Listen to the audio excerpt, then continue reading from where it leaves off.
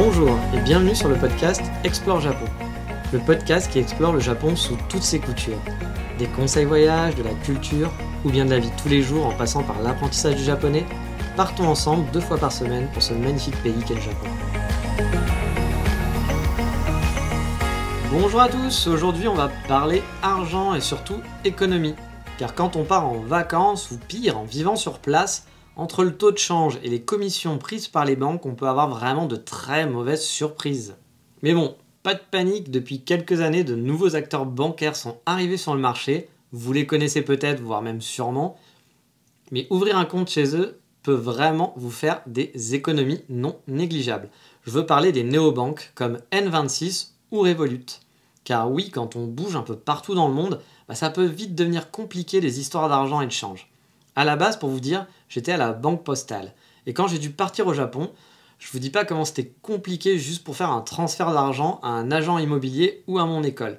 Je me suis vite dit que c'était pas possible, qu'il fallait aller ailleurs, et si je voulais pas me prendre la tête régulièrement avec ma banque, il fallait que je change de banque. J'ai fait donc mes recherches comme d'habitude, et je me suis donc tourné vers les néobanques du type Revolut ou bien N26. Et on peut dire que c'est le jour et la nuit. Moi personnellement, je suis allé chez N26. Après, il y a des avantages chez les deux, il y a des petites différences, mais bon. À vous de regarder et de comparer ce qui est le plus pratique pour vous.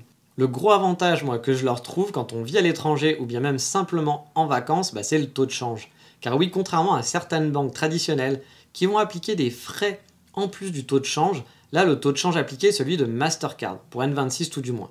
Donc au final, pas de frais supplémentaires, pas de mauvaise surprise. Car oui, avec les frais supplémentaires, ça peut vite monter au fil des mois et faire vraiment mal à votre budget. Au Japon, on paye beaucoup, voire tout en liquide.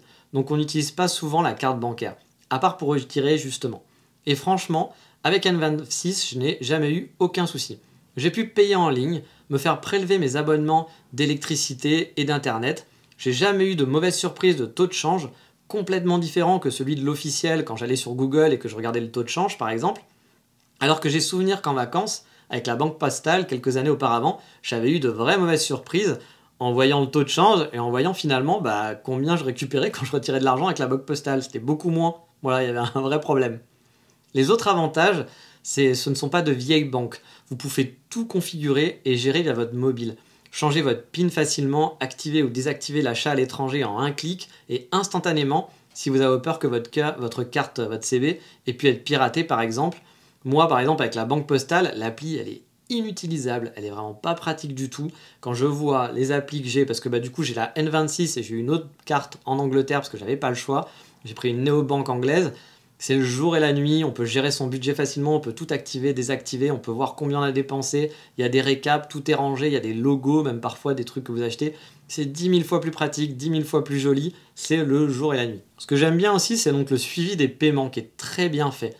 C'est directement dans votre app, ça vous permet de suivre vos comptes de façon interactive et connaître facilement finalement là où vous avez trop dépensé ce mois-ci, si vous avez dépensé beaucoup dans les cafés, si vous avez dépensé beaucoup dans les boutiques ou pour manger ou dans les restaurants. Vous avez en fait souvent des petits récaps et des choses qui sont organisées automatiquement et c'est franchement hyper chouette pour organiser son budget. Un autre point qui m'a changé ma vie vraiment, c'est pour le plafond de retrait. Il est beaucoup plus élevé que ce que j'avais à la banque la banque postale, pardon. Je me souviens, à la banque postale, je pouvais retirer uniquement 700 € par semaine de base. Alors logiquement, dans la vie de tous les jours, ça pose pas de souci. Mais avant de partir au Japon, je voulais avoir beaucoup de liquide avec moi, au cas où, on ne sait jamais.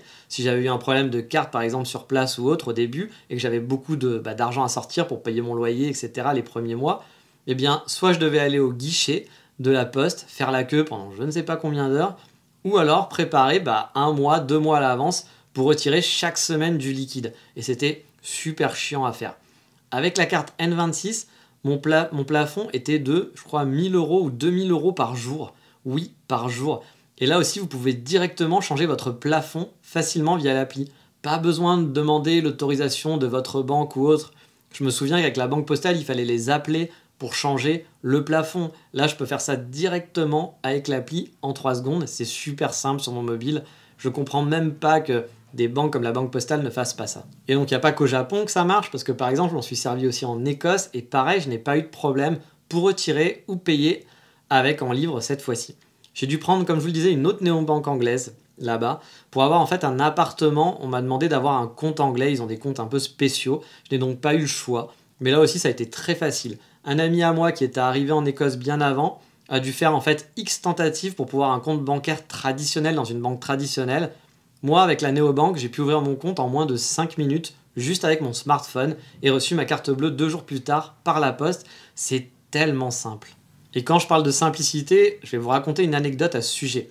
Quand j'ai voulu ouvrir un compte bancaire pour mon activité d'auto-entrepreneur avant de partir au Japon, je m'étais dit que pour plus de sécurité, j'allais passer par la banque postale qui offre un compte pro pour auto-entrepreneur. Car oui, avant, il n'y avait pas besoin d'avoir un compte séparé de son compte perso, mais depuis quelques années, c'est obligatoire d'avoir des comptes séparés, même en tant qu'auto-entrepreneur. J'ai donc appelé mon conseiller financier pour avoir des informations et savoir comment ouvrir mon compte. Et là, je suis tombé sur quelqu'un qui me disait qu'il fallait attendre 3 semaines avant d'avoir un rendez-vous dans un bureau de poste physique. 3 semaines. Alors, je suis pas à la minute, bien sûr, mais 3 semaines quand même, c'est beaucoup. Je l'ai donc remercié très très gentiment et j'ai ouvert un compte ensuite en 5 minutes sur une nouvelle néobanque, une start-up française qui venait de se lancer à l'époque, donc je suis vraiment satisfait, qui s'appelle Shine, qui est une banque pour les auto-entrepreneurs. Donc Shine, comme je disais, c'est une banque pour les auto-entrepreneurs. Alors attention, je la conseille pas du tout pour vivre à l'étranger ou pour des voyages. C'est juste pour gérer votre auto-entreprise en France. Personnellement, j'ai ma carte N26 pour l'étranger et gérer mes dépenses courantes, et Shine est juste là pour mon activité professionnelle liée avec la France. À la base, j'avais prévu de prendre un autre compte N26 en fait. Mais à l'époque, on ne pouvait pas avoir 2 comptes en banque chez N26. Donc vu que j'avais déjà un compte personnel, c'était pas possible que j'ouvre un autre compte pour mon activité d'auto-entrepreneur. Donc un conseil, faites donc très attention avec votre banque traditionnelle. Peut-être elle est correcte et tout se passe bien, mais regardez le taux de change qu'elle applique, car parfois ils se font vraiment plaisir. Je vais prendre aussi une solution de facilité comme PayPal par exemple. Avec PayPal, j'ai déjà eu des factures qui étaient 25% plus chères qu'avec ma néobanque, juste parce que PayPal se fait plaisir sur le taux de change. 25% plus cher, vous vous rendez compte? Car le taux de change, il y en a un officiel. Mais ensuite, chacun est libre d'appliquer le taux de change qu'il souhaite et d'appliquer des frais ou autres. Et certains comme PayPal se font super plaisir. Et dans un voyage, ça peut vite se sentir. Et c'est ça que j'aime bien avec les néobanques de type Revolut et N26, c'est que vous êtes vraiment très proche du taux de change officiel. Il n'y a pas de frais supplémentaires cachés, il n'y a rien qu'on ne vous dit pas. Vous découvrez sur place en retirant, car en retirant régulièrement, ça peut vite faire mal à la fin de votre voyage et avoir une mauvaise surprise si votre banque fait des taux de change un peu en rajoutant ses petites commissions derrière, quoi. Moi, avant, quand je partais au Japon, je prenais toujours beaucoup de liquide avec moi, histoire de ne pas avoir de mauvaises surprises justement sur le change, ou bien avoir de gros frais avec la banque postale, parce que c'était le cas. Je savais que la banque postale se faisait vraiment plaisir.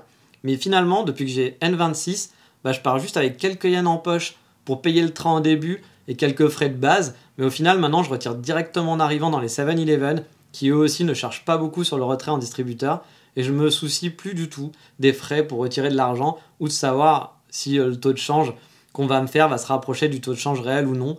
Voilà, je prends le moins de liquide possible, maintenant j'utilise ma carte principalement.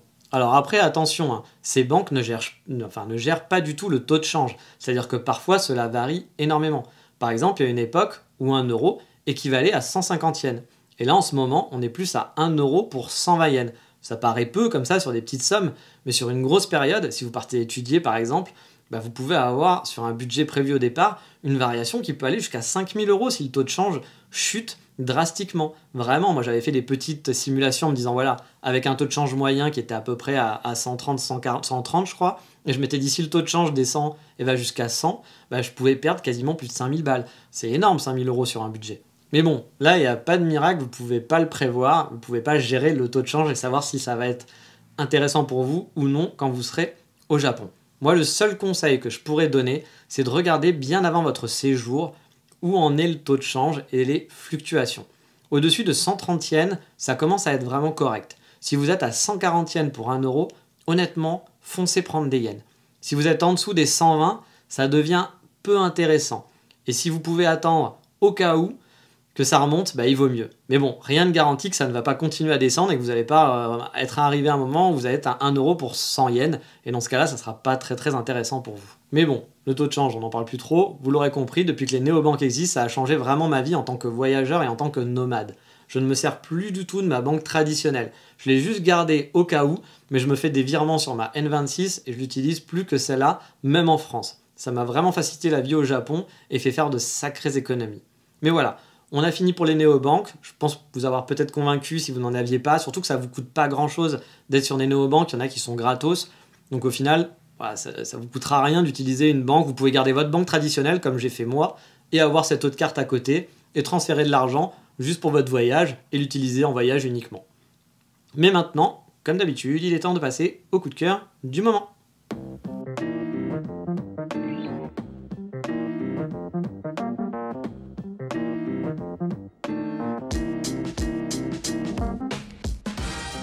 Et le coup de cœur du moment n'a strictement rien à voir avec les banques. À part le fait que vous allez devoir dépenser de l'argent, ça n'a aucun rapport. Je vais vous parler d'un magazine livre que j'aime beaucoup, car vous le savez, j'adore les coffee shops, et pas seulement pour le café, mais aussi pour le design, l'ambiance, et oui aussi pour les pâtisseries, je suis démasqué, mais ça vous le savez que j'aime bien tout ce qui est sucré. Et au Japon, j'ai découvert un livre assez sympa sur l'architecture et le design des coffee shops. Ce n'est pas du tout un guide des cafés, mais un guide avec des plans et des photos de la disposition de célèbres coffee shops à travers le monde et au Japon.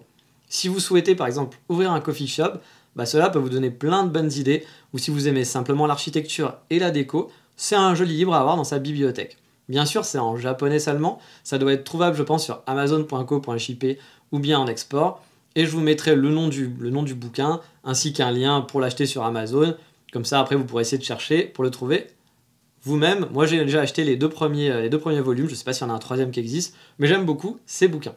Mais voilà, on a fini pour cet épisode aujourd'hui, et dans le prochain épisode, on partira en balade à nouveau, près de Kyoto, encore une fois, et pas très loin de Fushimi Inari. On laissera la horde de touristes se précipiter le long des torii, et nous, on ira explorer des coins vraiment charmants juste à côté où il y aura beaucoup moins de monde. Mais ça, c'est pour une prochaine fois. Je vous dis à bientôt, mata, ciao, bye bye.